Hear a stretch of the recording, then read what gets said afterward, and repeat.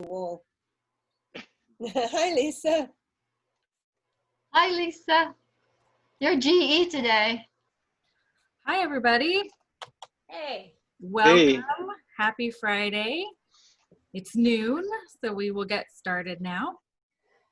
Lucille, are you still missing any roles that we need to fill quickly? I need a counter and chat monitor. I'll do the R's. Okay. So you're double duty. No So problem. who wants to do the chat monitor? We'll just combine chat monitor and watcher and ballot counter. We're kind of very short today. Yeah, what's going on? I don't know. They don't like it when I'm Toastmaster. Oh. Oh, don't take that personally. Not true. Not that. It's graduation week for a lot of schools, so people are busy Yeah. today probably. Yeah, a lot of people said they couldn't make it. So. Yeah. It's, Anita emailed at least said that she could not make it, and Kiko is driving, so she'll probably try to pop in like she did before. So anyway, that's all. So if we don't have a watcher, we don't need to have a watcher. We're very good at that. We just need to have a ballot counter. I can probably do that because The timing timer will be done by that point. So. Okay. Oh, there's hey Hey, Charles. Charles. Good Hey. to see you. How you Oh, doing? so Charles, can you be a ballot counter chat monitor? Sure. Thank you. Oh, actually, we need an counter. I'm going to do that for you, darling. I've just made a little grid. Fred, oh, okay. So chat monitor ballot counter, please. Charles. Yep. Okay. Great. Okay, great. So we now don't. that's all settled. Yeah, I think we're good without the watcher. We're Okay. pretty good with that already. So, Madam President. Yes, welcome everybody. So we have the latest announcement. We said we'd keep you guys up to date. So the latest is that Carlsbad will not be reopening Heritage Hall till throughout the month of June. So figure we're at least 2 more weeks on the video call, but we did want to kind of open it up for some group discussion on when the club feels ready to meet in person again. Because it's not just a can we, there's a bit of a should we meet, and is it safe and in the best interest of every member of the club at this point. So we wanted to kind of put that in your head to think about, and then next week we'll have a group discussion on it, and we'll take comments and discussion from the floor. All opinions are welcome. We do want to hear your honest thoughts on it, because again, like I said, just because we can doesn't necessarily mean everybody's comfortable with it. Mm-hmm. And we want to just proceed with caution. So if you'll kind of take a few minutes to think about it over the next week, we'll have a group discussion, because I don't think this is something, I should make the decision for the whole group as the president, or, Lucille should make it for the whole district. I think it does require input from the whole group. So just keep that in mind. And I don't think we have any other just announcements at this point. So we will turn it over to Lucille, our Toastmaster of the day. So welcome, Lucille. Thank you, Devin. Welcome, everybody. It's so exciting to be your Toastmaster today. And we have great lineup for you. We have 2 really good speakers and interesting topics that they're going to talk about. We also have a good theme for today, which is cooking. And the word of the day is Epicurean. And of course, you can Google that as what it is, but it's an adjective. And our table topics master will be Paul, who will be talking about cooking. So that was just so great for this time of the year, especially spring. Summer is almost coming. I know we can't go outside yet to do barbecue and stuff, but we can with our own community or our own home. With that, I think we have all the functionaries role already. And without further ado, we're gonna start. We don't have a joke master unless somebody has some in their back pocket and wants to volunteer to be a joke master. Other than that, if not, we'll think about if you want to do a joke master before we do the table topics. So just let me know if you can think of a joke during that speech time. I have one. You have one, yay! Okay, Yes. let's go for it. Okay, it's short. I just got a list of coronavirus one-liners. What do you call panic buying of sausage and cheese in Germany? A worst case scenario. Good job. Good. Thank you, Stacy. Impromptu joke master. Thank you. Welcome, Jesse. I know you're Thank in you. your car. Don't drive. We want you to be safe. So I'd like to start off with our speeches today. Our first speaker is Megan. She will be doing a speech entitled Living with Coyotes. It will be 5 to 7 minutes. And the objectives was on your agenda, but I'm going to read it right now. The purpose of this project is for the member to present a speech on any topic, receive feedback, and apply the feedback to a second speech. Megan, is this your second speech, or this is your? No. This is your second for this project. No, it's my first. Okay, so it's the first speech for the Pathway project, and she's going to do her second speech after that to apply the feedback that you're giving. So this is her first speech. Please help me welcome Megan, Living with Coyotes. Okay. As Lucille said, this is my first speech on pathways. Although this is a lot of other speeches, I've done them before on the chart that Devin cleverly made. And so I know that the research and presentation speech is the one I need to do. So I am living with urban coyotes peacefully. Let's see.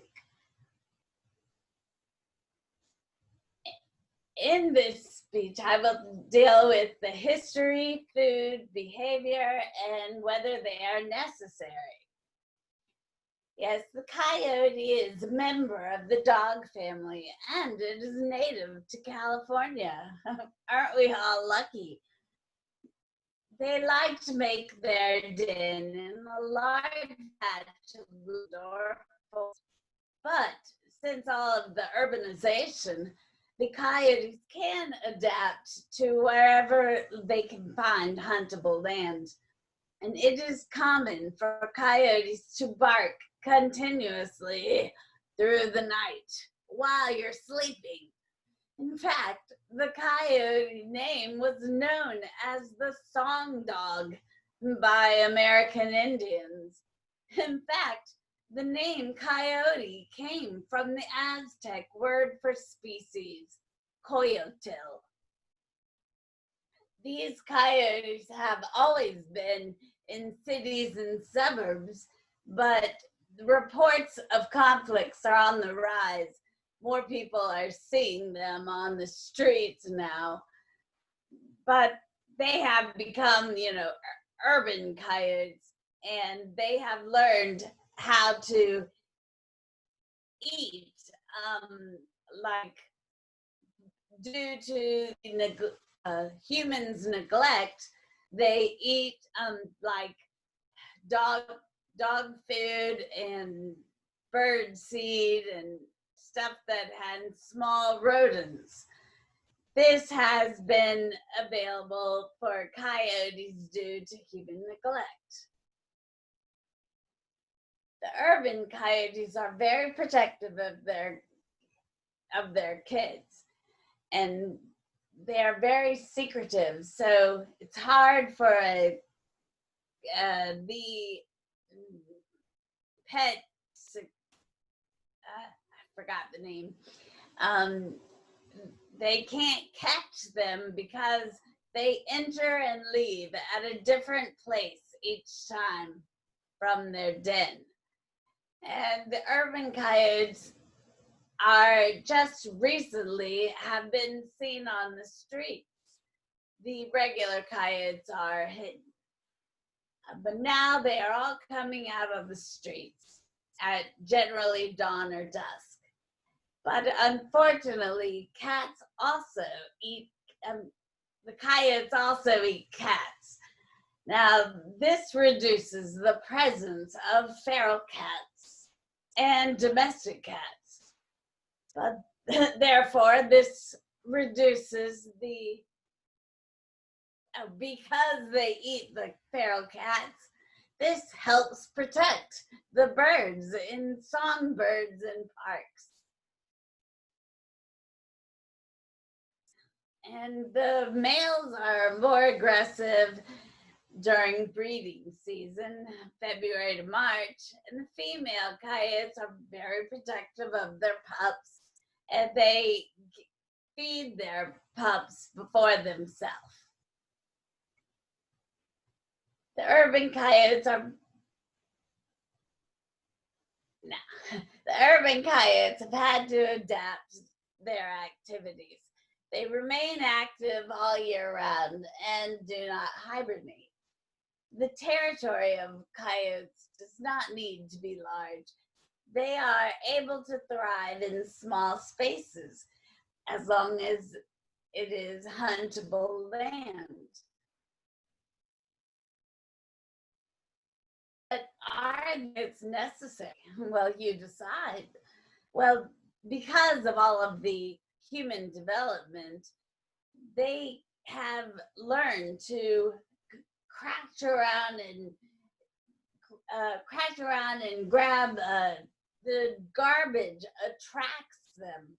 So make sure you clean up your garbage and fallen fruit from your trees, and keep your patio clean.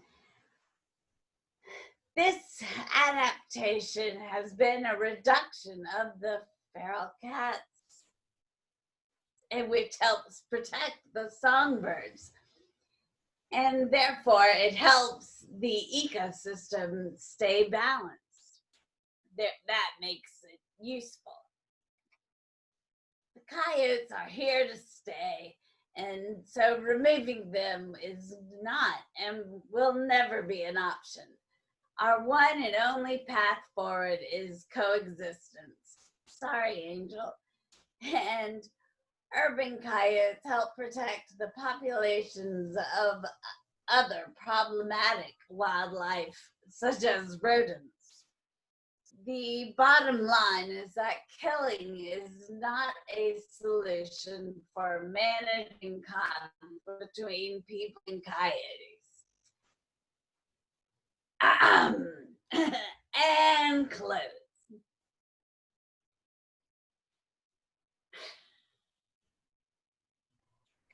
Thank you, Megan. Devin, give me 1 minute, please. Time for evaluation. You can put a chat on the chat box for Megan or email it to her later.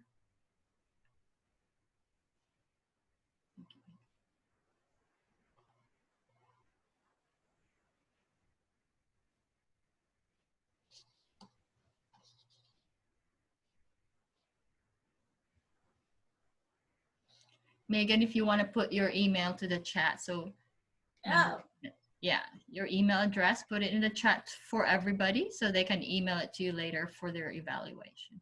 Oh yeah, I forgot.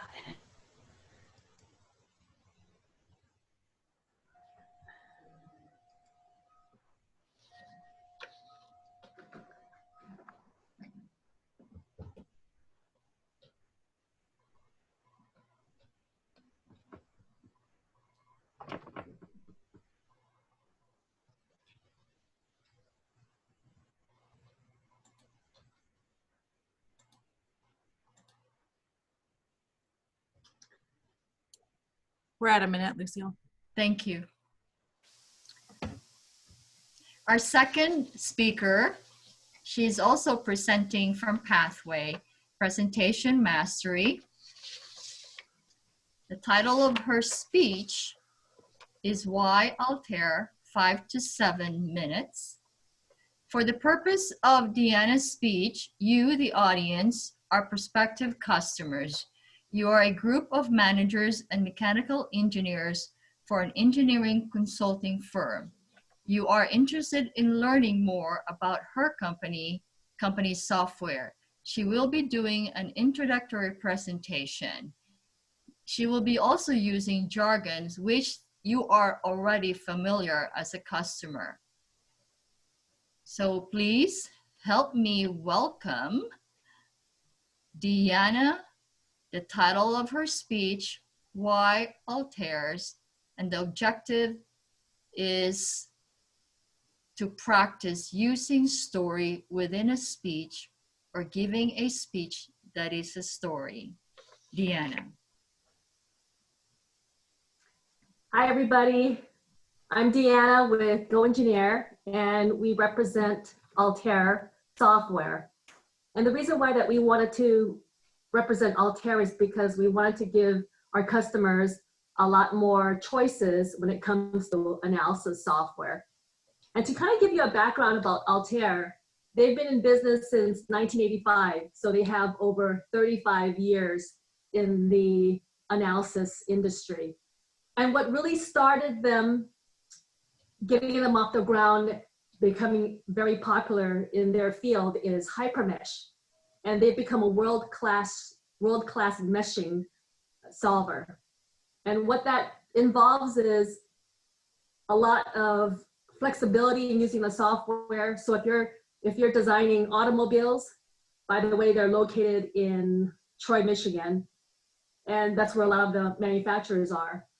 You take your design, your model, and you're able to mesh it quickly so that you can analyze the entire car, and being able to do that in a lot shorter time than having to, build a car and test it. So since then, they've grown to over 86 offices in over 25 countries, and their revenue is over 460 million. And so their sweet spot is being able to provide a multiple amount of solutions at a very affordable price. And of course, we cover a lot of different industries as well: automotive, medical, consumer electronics, defense, space, you name it. Every industry we provide solutions for. And so what I wanted to do is give you some examples of customers who've been able to take advantage of our software. One company is Airbus Helicopters. And what they do is they design a variety of helicopters. All of them are different, they're custom. And they had to determine where they're going to put their antenna.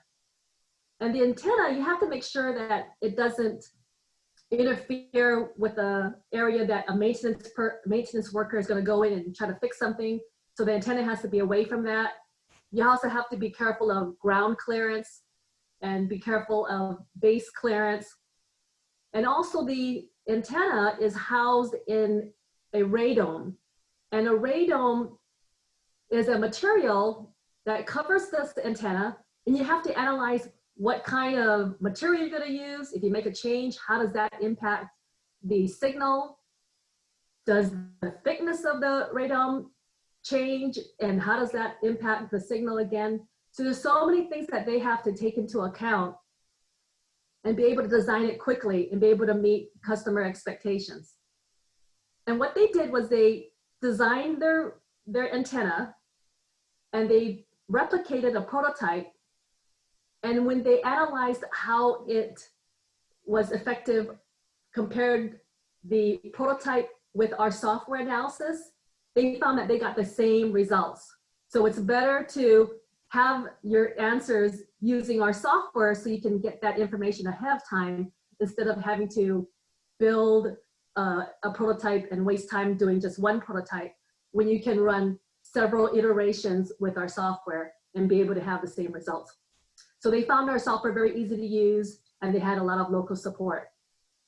Another company, so to speak, that used our software is Cal Poly Pomona. And Cal Poly Pomona, their engineers used our software to design Formula SAE race cars. And they had to compete nationally. Some of the engineers used our software to design their wheels, and they used carbon fiber wheels.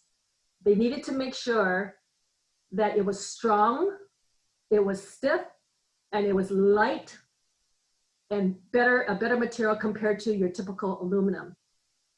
And they would use these composites, and with our software, they're able to manipulate the position of the composite material. They can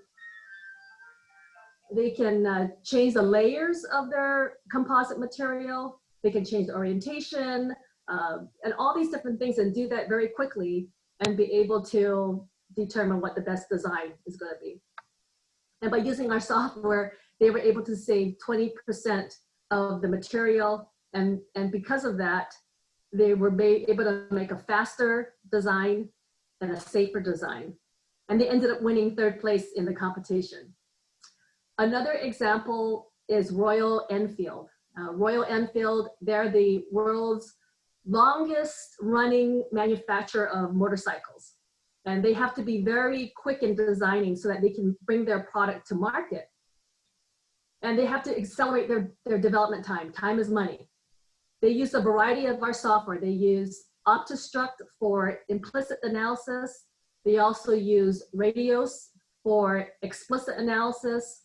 And they also use HPC, which is high performance computing. And as you know, when you're doing these designs and you're doing the analysis, it takes a lot of computation hardware on your computer. It takes up a lot of that time, and it could take days to do an analysis. And so what Royal Enfield did was they had to weigh whether or not to buy hardware and bring that in-house. And if they brought hardware in-house, that was going to cost money. It was also going to take time from their IT department. That was another resource. And they compared that to using our HPC, basically using our hardware, using our cloud software. And they decided to go that route. And when they did that, it relieved their IT department of manpower. It also was excellent for the users.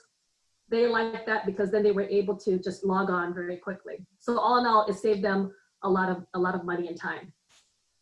And putting this all together, our pricing structure is a patented technology. Our pricing structure, if you can imagine yourself, you just have to pay for the most expensive product, but you have access to dozens of software. And a good example is if you walk into a restaurant, let's say you walk into a bar and you sit down and you want to buy a beer, you want to buy wine, drink either of those, maybe you want to buy an appetizer, crab cakes, maybe some tortilla chips, and then also you want to have an entree, and then you want to have dessert. But with our pricing structure, you just pay for the most expensive dish. Let's say if you ordered a filet mignon. You just pay for the filet mignon, but you get to eat all the different dishes, drink as much as you want, but you only pay one price. So there's a lot of flexibility. So I'm going to go ahead and introduce my application engineer, and he'll give you more information about the details of the software. Thank you.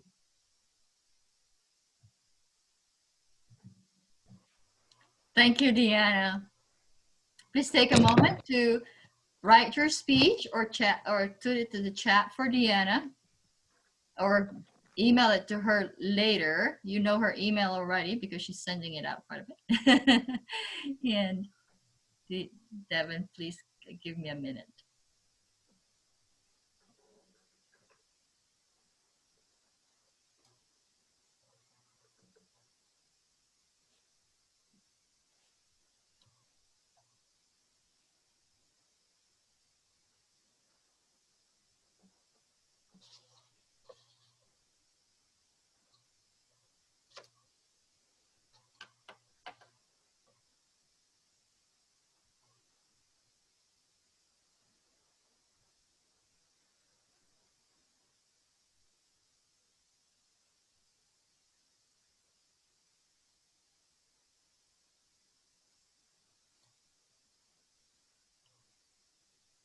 Thank you, Deanna. Her email is up on the chat. I think we have about a minute over, yes? 7 thumbs up. You just a couple seconds. Now Now it's up.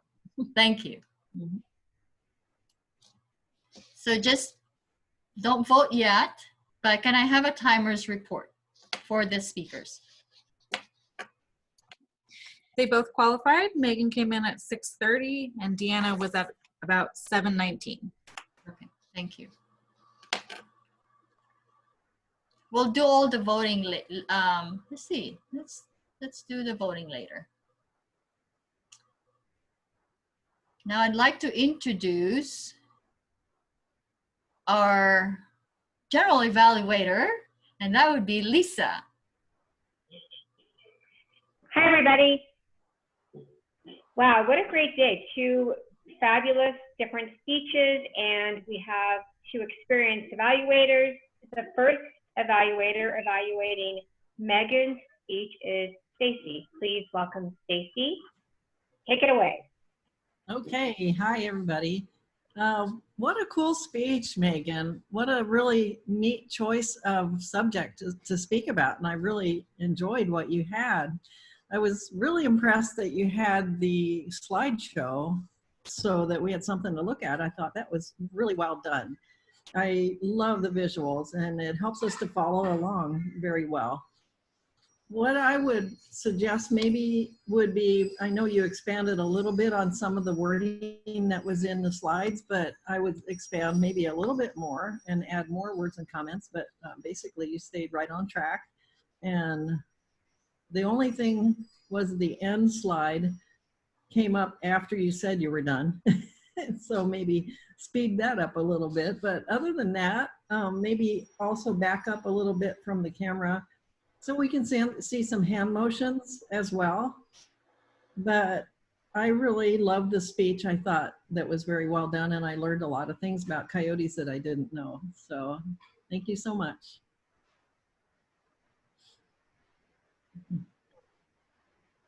Thank you for that, Stacy. Handshake. And now I'd like to welcome our next evaluator.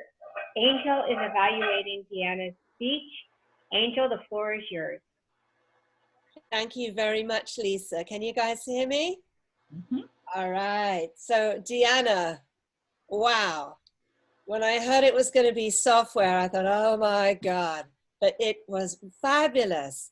What an interesting, engaging presentation. You, right off the bat, the content, the intro and the end, you just kept the excitement going. It sounded really like a great product.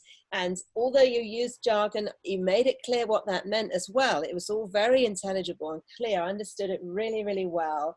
I think one thing you might have done, since your title was Why Altair, a nice conclusion might have been, so that's why Altair. You could have come around to that again as a sort of conclusion. That would have been amazing. But everything you did was wonderful. I was putting down everything and I did understand it. It was pleasant. The opening, giving the background of the company, just short and to the point. You talked about meshing and car, but I didn't need to know what that was because you moved on and you made all your points very, very well. You talked about the growth of the company, time saved, the benefits of that, etc. The revenue details, just nice and brief. It proved you knew what you were talking about. And you sounded very knowledgeable. One thing I did notice, a tiny grammarian thing, is that you said there were multiple amounts of solutions. You don't need to say that. You can just say multiple solutions, not multiple amounts of solutions. And if that doesn't sound good enough, you could say wide-ranging or useful options and so on. So you gave your examples about the antenna, the housing, the radar material. You talked about signal impact. I found I was catching on. And I'm sure what you would be saying would be of great value. Your points were so well made about the race car. Right at the end, after you talked about specs and savings, you said, and they won. Great use of timing, of pausing, wonderful voice. You only had 2 Xeroxes. You're absolutely fluent. Just a couple of like little stutters almost.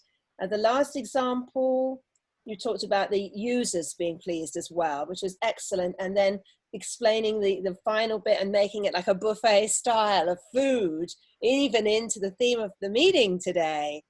Big wow. Thank you very, very much. That's a fantastic speech.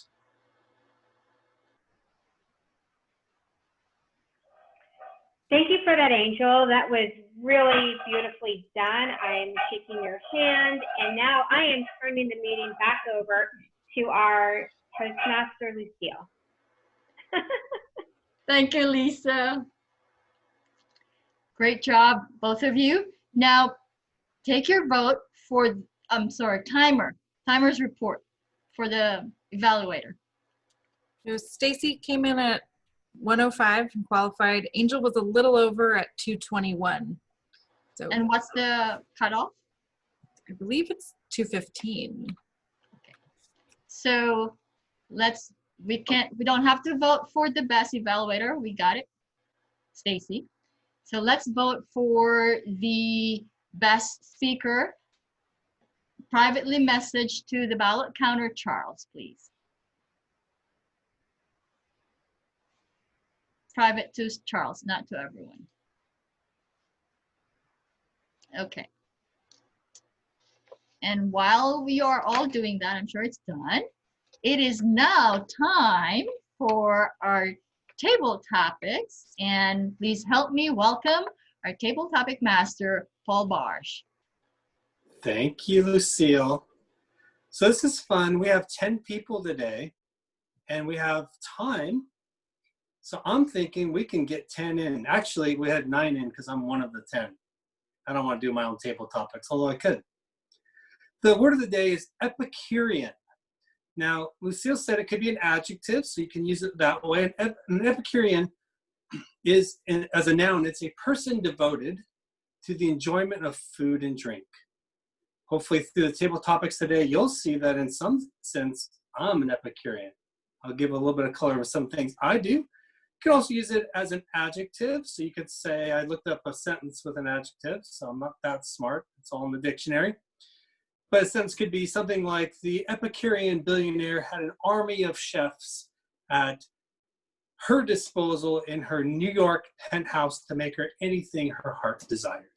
So you could use it as a noun or an adjective, but the word of the day is Epicurean. The theme of the day is cooking, and I thought it would be kind of fun to talk about cooking. Cooking pre-COVID, cooking in the middle of COVID. Some people don't cook at all. Some people outsource their cooking to whatever, Carl's Jr., God forbid, or maybe Rubio's. So we're going to talk about cooking today and whether you cook, don't cook, and all that kind of fun stuff. My first question is, some people take cooking classes. Sometimes they go in person to do cooking classes. In fact, that's how they mostly do it. But with COVID-19, some people have taken to try a cooking class online. My question to you is, have you ever taken a cooking class? Would you want to? And would you take a cooking class online? Let's start with our general evaluator, Lisa.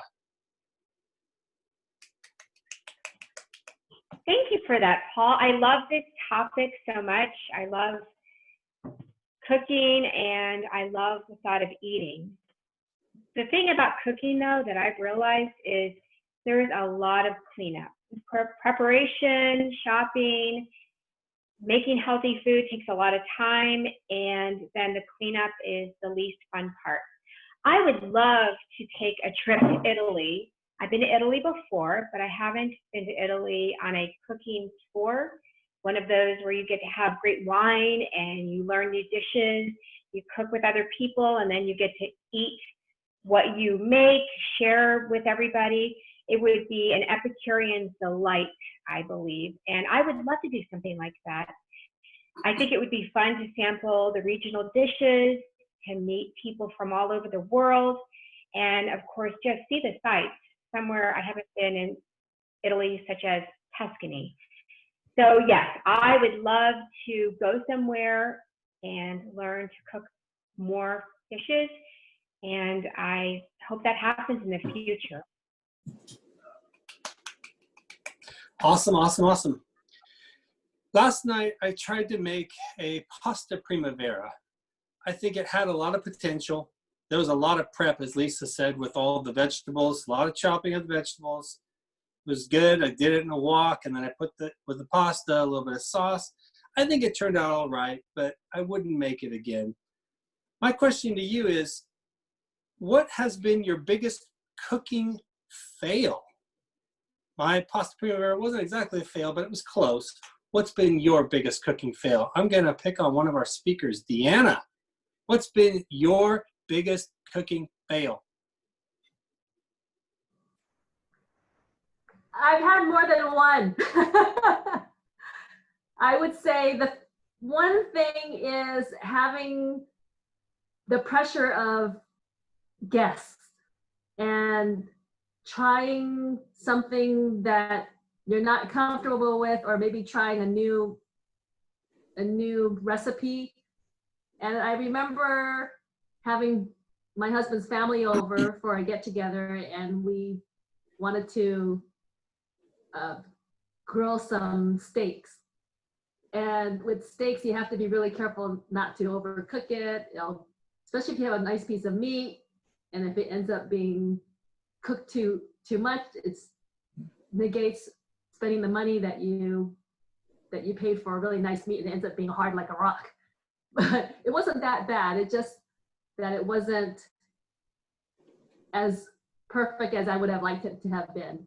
And it's just a real easy way to overcook something, and then it just takes the fun out of it because you're just pressured and you want everybody to have a good time. You want it to taste good. That's just one of many. Thank you. Very good. Thank you, Deanna. One of the best cooks I know is, honestly, it's going to sound a little bit crazy, but it's my wife. She's so good at cooking. She's so good. Like, I can't do half the stuff she does. I guess I could follow a recipe, but I'm just not that good. Some people have just a knack, and they know a pinch of this, a dash of that, and it all makes it turn out great. My question to you is, who is the best cook you know, and why? Mr. Tillman. Thank you, Paul. Well, I'm always looking for Epicureans, and the best cook I know, I'm not really sure, to tell you the truth. I've gone to some very gourmet restaurants. I've been very impressed. I've gone to other countries. I've been very impressed. And I think it's really, there's no really clear winner. It's a package deal. It's like when you start drinking food, you start drinking a little wine, you have good food, you have friends around, the food tastes better, there's a whole package to food. It's not just simply the taste of the food. It really is an experience. So I think that it's beyond that. But I think being an Epicurean myself, I consider myself one. I really do like good food, but I'm a vegan, so I'm very restrictive on what I eat. So it takes quite a bit of creativity to be very good and be a vegan. Thank you. Awesome. Thank you, Jerry. Obviously, the COVID-19 quarantine has locked most of us in our homes for sometimes an extended period of time. And sometimes we have to get creative when we're locked in our homes. And some ways people get creative is in the kitchen. Lucille, I'm interested in your story. What have you been cooking during the quarantine? Thank you for that, Paul. So as you all know, I'm a pescatarian. So I use fish, shrimp, but most of the time I have been, because I don't like to go to the store but twice a week.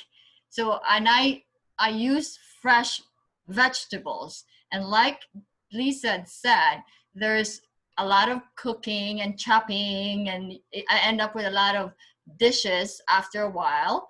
And luckily I have a good dishwasher, Rick, who does the clean up after I do all that. But it's one when I make pasta, because I have so many things to boil, to cook, and chop and saute. So there's a lot, like Paul, the pasta. So I saute all the vegetables and do all that. So with fresh veggies, I would usually just find carrots, zucchini, peppers, celery, spinach, kind of saute it with oil, garlic, and put it on the side and boil my pasta and put it together. Whatever I can find that's fresh vegetables, I would just do that. And the sauce that I use is just olive oil. And then I would add a little bit of seasoning, usually fresh basil and oregano and Italian seasoning. And that's what I do for my pasta. I don't put tomatoes or anything like that. It's oil-based most of the time. Thank you. Epicurean. Oh, there you go. So that sounded good. Lucille's lives in Temecula, and her address is, no, just kidding. My next question to you is, if it's a busy weekday, a lot of times, sometimes we're working, we don't have time to make dinner. Sometimes we look at our significant other and say, hey, what's for dinner? And the significant other looks back and said, I don't know what's for dinner. So that happens a lot of times. So let's imagine it's a busy weekday. There's no time to cook. My question to you is, what is your favorite takeout? Devin.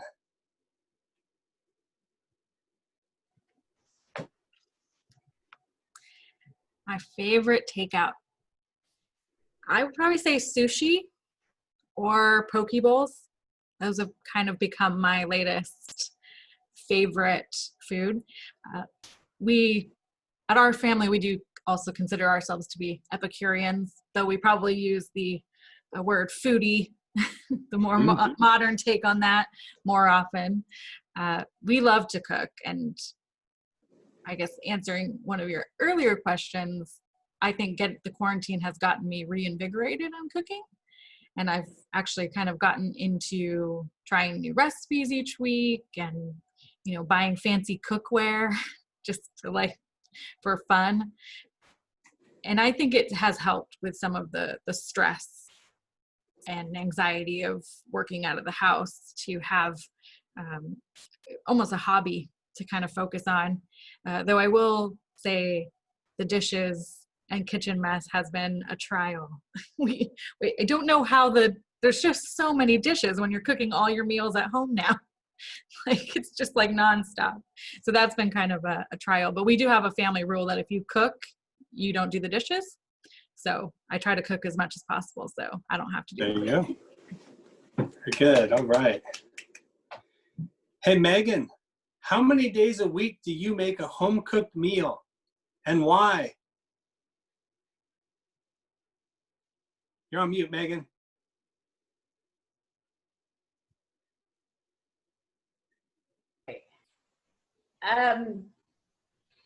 Let's see. Like you said, there are certain people that just have this knack for cooking. And sounds like Lucille does, and Rick has told me, and that Lucille really does. Well, my husband really does. And so I married the right guy because I don't cook. So he has learned to cook anything. And when you say, well, what's for dinner? And he never asks me what's for dinner because he knows that he's cooking it. But I have started making breakfast.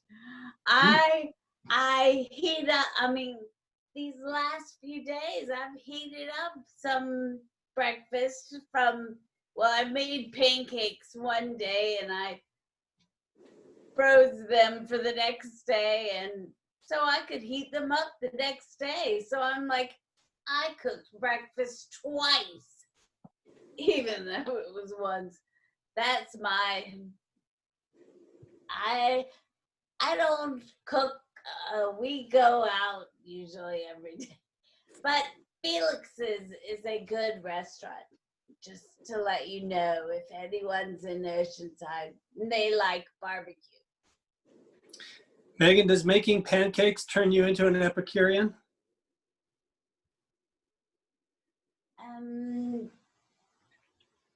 Sure. Yes. Because I put granola on top. I put granola and strawberries on top. Oh yeah, that was my other meal the next day. Or the third day. I put our vanilla yogurt and strawberries and blueberries on top. And blueberries are very good for your brain to everyone. That is definitely needed for your brain. Good All right. energy food for your brain. Thank you, Megan. Next one is, you're in charge of a backyard picnic with 20 of your favorite friends.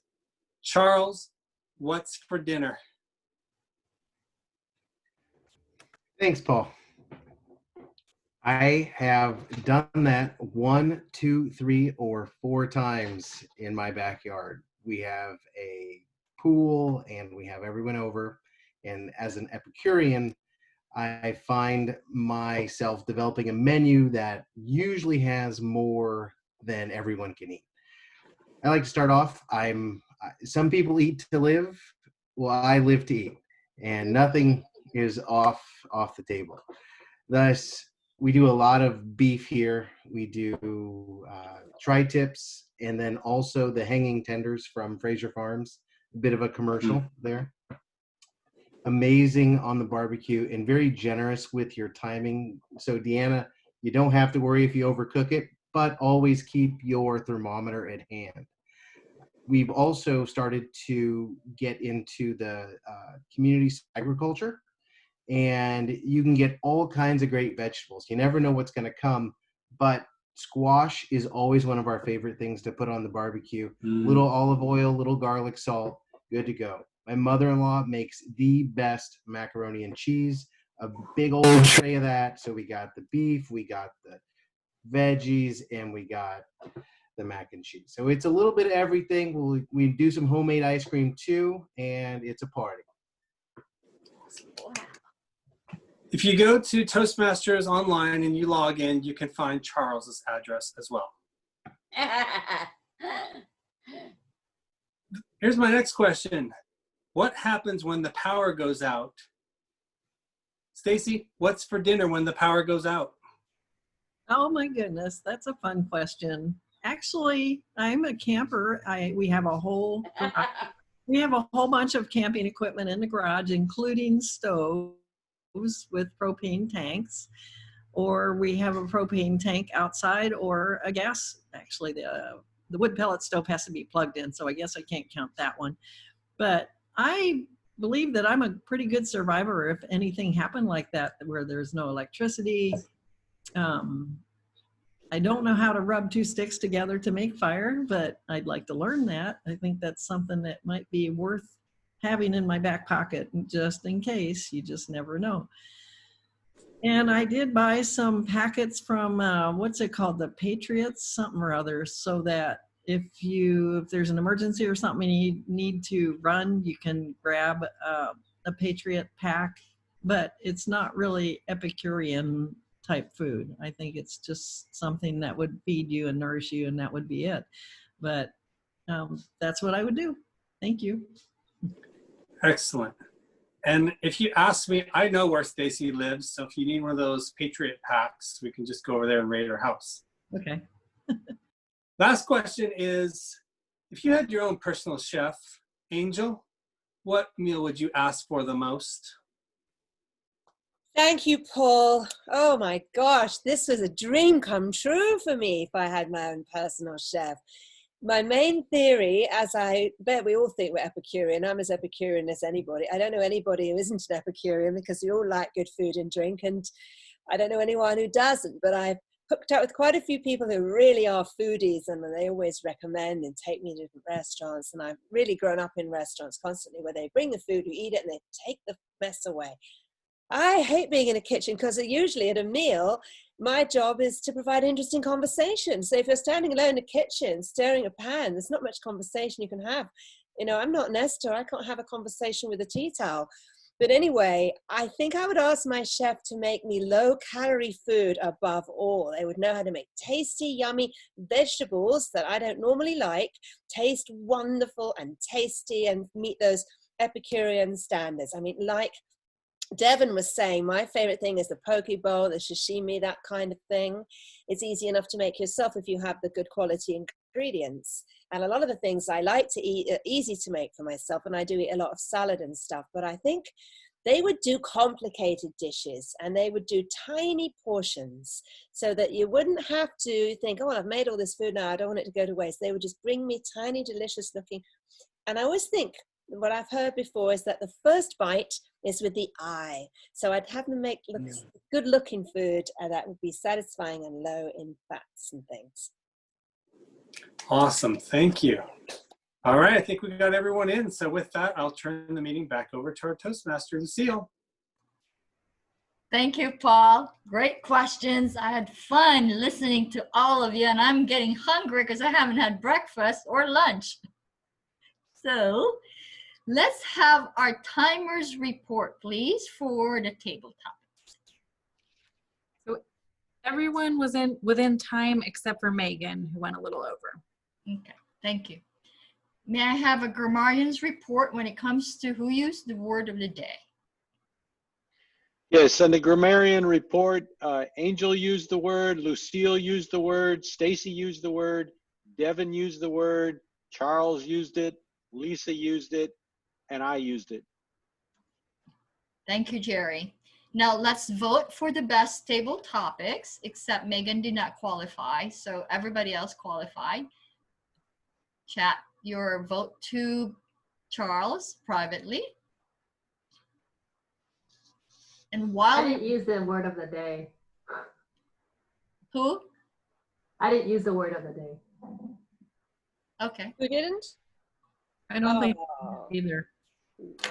Yeah, Deanna didn't use the word of the day, or Megan. Okay, so 2 did not qualify.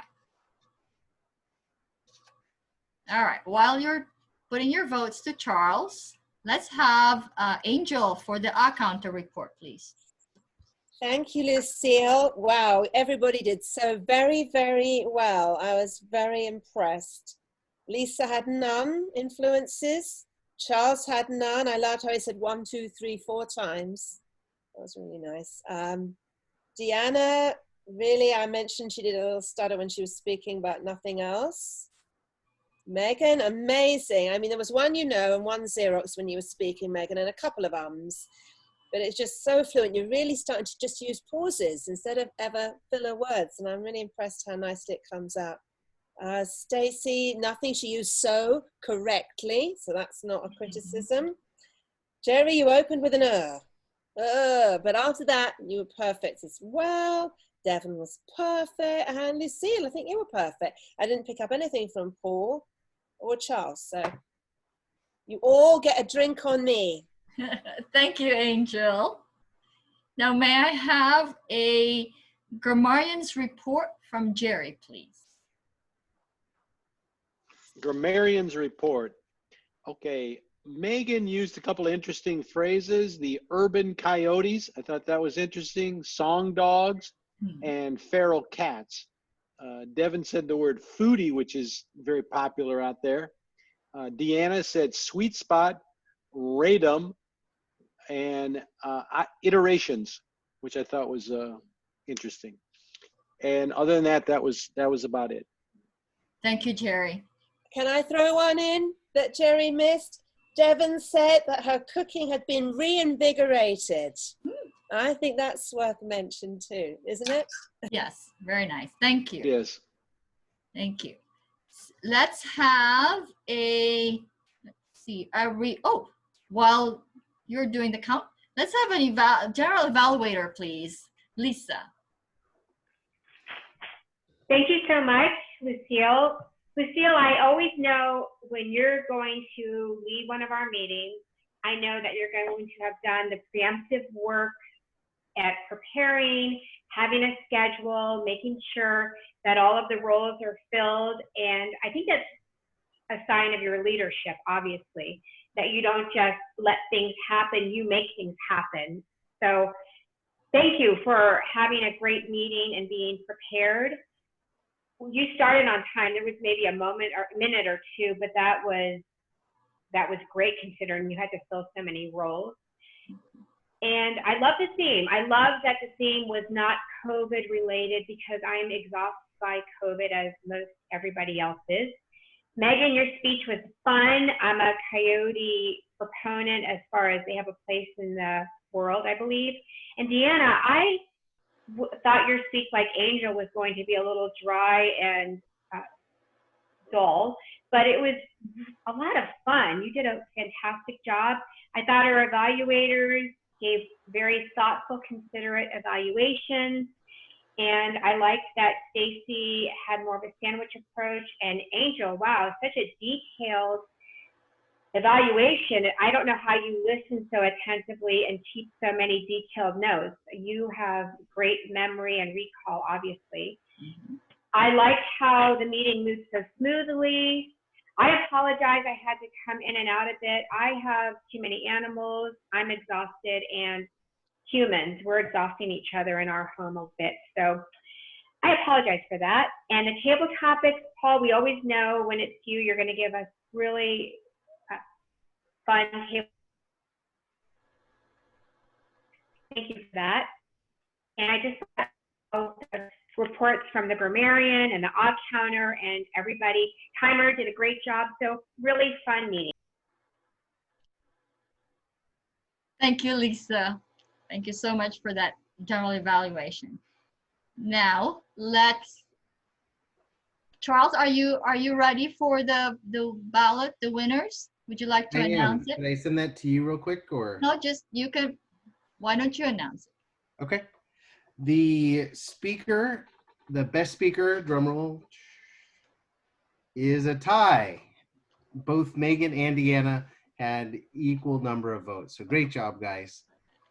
The evaluator, Stacy, you are winner by default, and I feel guilty by saying that I'm the winner of the table topics. However, when this is over and there's a 20-person barbecue, maybe we'll have to have a Toastmasters barbecue at 2005 Troy Place. Thank you. Thank you, Charles. Wonderful. We'll take you up on it. Yes, don't forget that homemade ice cream. Yes. Very good. Now, I think my time is over, and I want to turn over the meeting to our President, Devin. Thank you, Lucille. Excellent job today. All right, let's get to our... Devin, yeah. Can I say, I'm not giving my leadership communication series presentation today. I hope to do that next week. I'm going to talk, hopefully, very quickly to Deanna following this meeting.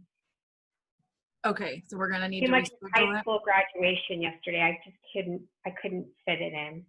Okay, no problem. We will reschedule it. All right, so great job on progress. Megan gets another check mark, which I believe finishes her level 1. So excellent job, Megan. If you need help from Deanna or I figuring out how to submit for your education award, let us know. And then Deanna, was this your first one on level 3? Is that right?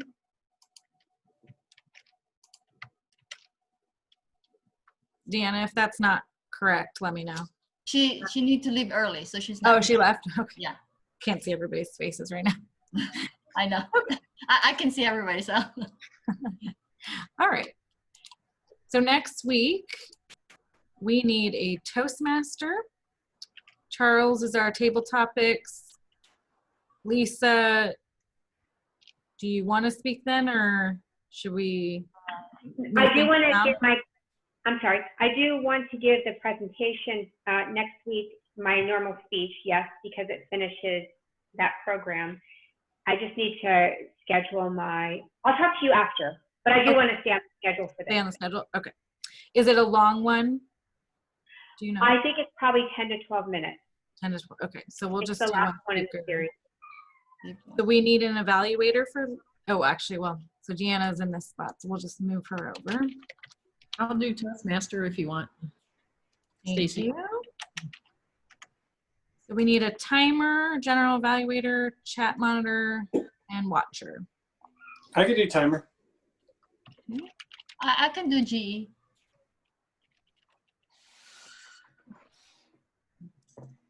Anyone want to take the last two?